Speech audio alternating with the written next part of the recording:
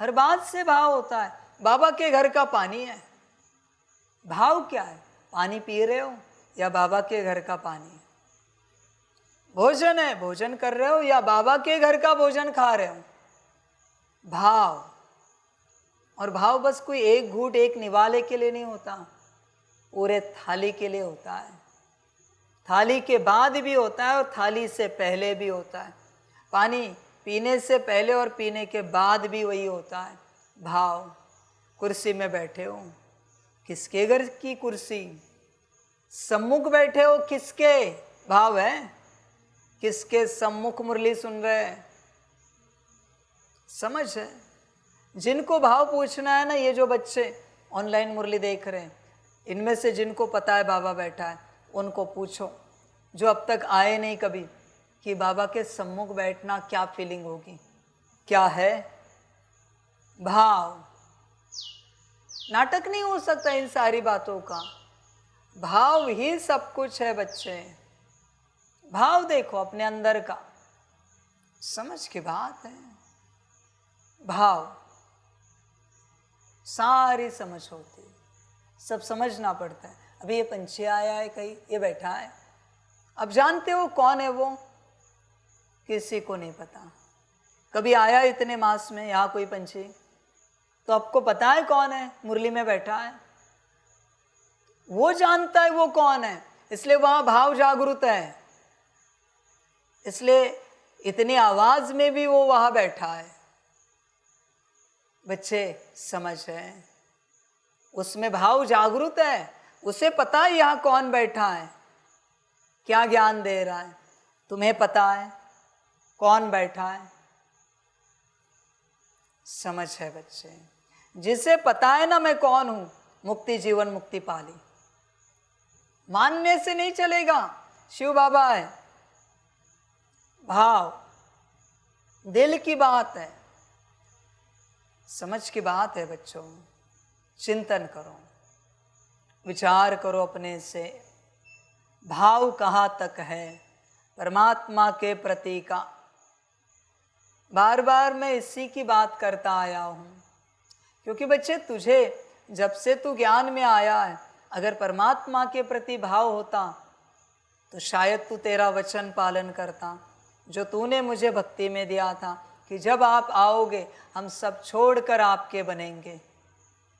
पर तुझे भाव रहा ही नहीं है, इसलिए तू डर रहा है सब छोड़ने के लिए, चिंतित हो रहा है, सोचेगा परिवार का क्या होगा, परिवार कैसे चलेगा।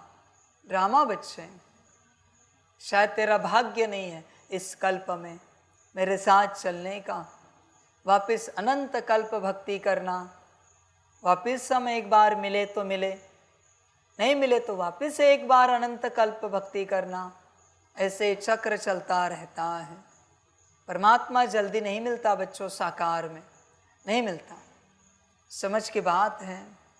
वो एक बच्चा घर गया, क्या आया संदेश? अनंत कल्पों का उनका पुण्य जमा था, इसलिए 1 मास बाबा के साथ रहा, 1 मास बाप से पालना ली, पाठ पूरा हुआ। समझ की बात है बच्चे, सारी। इसलिए इतना साधारण नहीं होता परमात्मा और परमात्म प्राप्ति। समझदार बनो बच्चे, ये खुद की पहचान होती है बच्चे। सन्यासी के मन में अपने इष्ट के प्रति पागलपन छा जाता है, कोई उसे रोक पाता है? घर परिवार, सरकार, कायदे कानून। ऐसा एक उदाहरण दिखाओ जो घर संसार से निकल गया और कायदे ने उसे वापस घर लाया संन्यास लेने के बाद।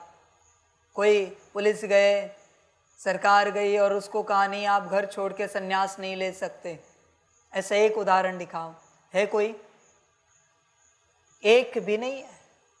तो जिसके लिए संन्यास लेना है, जब वो स्वयं आया है तो पीछे हट रहे हो। क्या माया है, वंडरफुल, वाह माया वाह। देवी देवताओं के लिए संन्यास लिया और जब वो स्वयं आया है, ड्रामा बच्चे। देख बच्चे, भाव देख, तेरा भाव होगा तो तू मुझे प्राप्त करेगा। समझ की बात है। कोई कोई मेरे महाकाल रुद्र स्वरूप से डरते हैं। बच्चे वो तो मैं हूँ ही हूँ, तुम डरो या ना डरो, धीरे धीरे वो और तेज होता जाएगा, क्योंकि परिवर्तन करना महाकाल और रुद्र का काम है। ध्यान में रखना, सृष्टि परिवर्तन, तुम्हारे अंदर की सारी निगेटिविटी को खाक करना महाकाल का काम है, और तुम्हें गुण शक्तियाँ दिव्य गुण प्रदान करना रुद्र का काम है।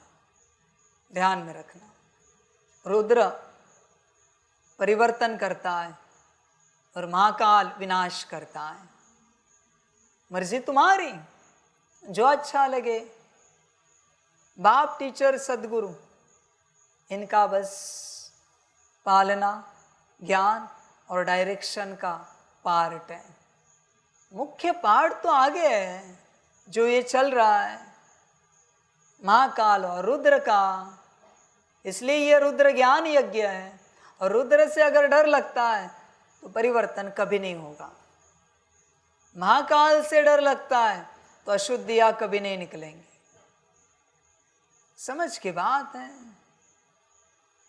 समझदार समझ जाते हैं। बाकी तेरी मर्जी। बच्चे कभी कभी सोचते हैं बाबा तो है पर बहुत रुद्र है, खतरनाक है, हम कैसे इसको झेल पाएंगे, कैसे इसके सम्मुख बैठ पाएंगे। बैठना तो पड़ेगा ही, मेरा अंतिम पार्ट ही यह है। फिर भी ये मैं शांत हूँ, फिर भी शांत हूँ। अभी भी 24 घंटे का महाकाल और रुद्र आना बाकी है। 24 घंटे क्या कोई सम्मुख ठहरेगा? हिम्मत ही नहीं होगी सम्मुख ठहरने की। जिन्होंने ऊर्जा भरी है वही रुकेंगे 24 घंटे। ये फिर भी महाकाल और रुद्र की 0.1% ऊर्जा है। ध्यान में रखना, महाकाल की 0.1 और रुद्र की 0.1 की 0.1 है। 1% भी नहीं आई है अब तक।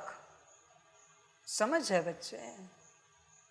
ध्यान में रखना, सदगुरु से 100 गुना तीखा महाकाल है, और महाकाल से 1000 गुना तीखा रुद्र है।